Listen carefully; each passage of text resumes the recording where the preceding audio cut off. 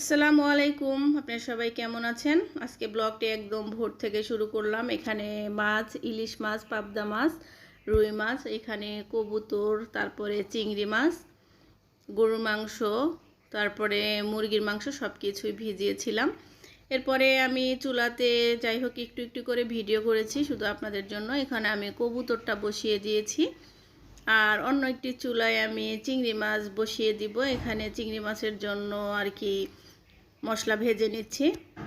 আসলে এত কিছু আয়োজন হলো আমাদের বাড়িতে নতুন জামাইয়ের জন্য। আসলে আমার ভাস্তির বিয়ে হয়েছে, এখনও নতুন জামাইকে আমি দাওয়াত করে খাওয়াইনি। আর আসলে বাসায় থাকি, যার কারণে জামাইয়ের সাথে সময় আসলে মেলে না। এই জন্য ঈদের পরে আর কি চিন্তা করলাম জামাই খাওয়াবো। আর জামাইয়ের বাবা মা ওরাও সবাই এসেছে, সবার জন্য ছোট্ট একটি আয়োজন করেছি আমি। আর এখানে চিংড়ি মাছটা আর কবুতরটা হতে থাক। আসলে এত কিছু রান্না তো শেয়ার করা সম্ভব না, একটু একটু করে শুধু আপনাদের সাথে শেয়ার করব।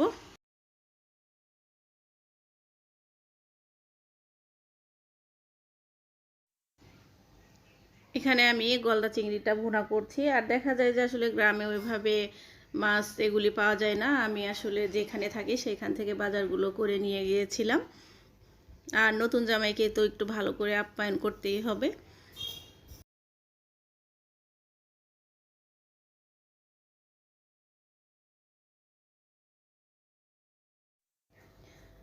এখানে আমি দুই চুলাতে বসিয়ে দিয়েছি। এরপর দেখা যাচ্ছে যে আরও অনেক কিছু রান্না করা বাকি আছে। আর চিন্তা করলাম একটু জর্দা রান্না করি। জর্দার জন্য এখানে চাউলটা আমি ফুটিয়ে নিয়েছি আগেই। এখানে এখন আমি জর্দাটা বসিয়ে দিচ্ছি।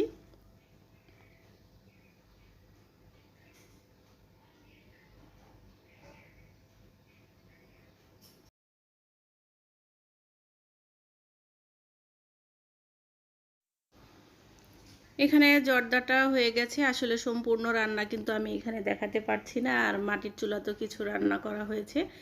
এখানে কিছু কিছু আর কি রান্না করা শেষ, যেগুলি হয়েছে সেগুলি একটু আপনাদের সাথে দেখাচ্ছি।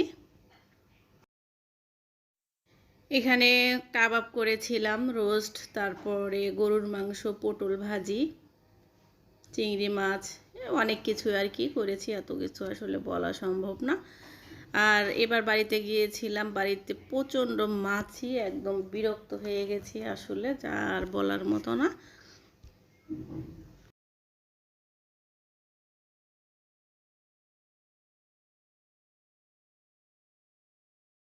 আর এই আয়োজনটা করেছিলাম আমি ঈদের একদিন পরে, কারণ আমরা সবাই মিলে একসাথে খাওয়া দাওয়া করবো। ননাসও গিয়েছিল, ভাসুর, সবাই।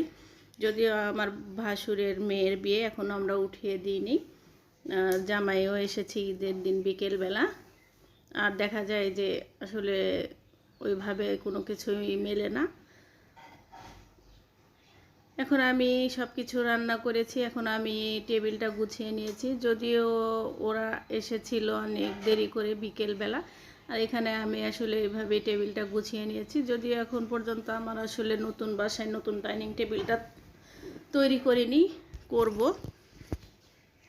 এখানে সব ধরনের রান্নাটা আমি গুছিয়ে নিয়েছি, টেবিলটাও গুছিয়ে নিয়েছি।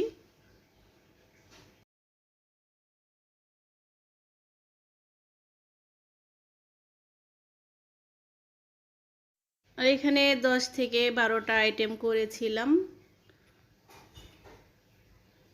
আর সবাই খেয়েছে। যাই হোক, রাত্রেও সবাই মিলে একসাথে খাওয়া দাওয়া করব।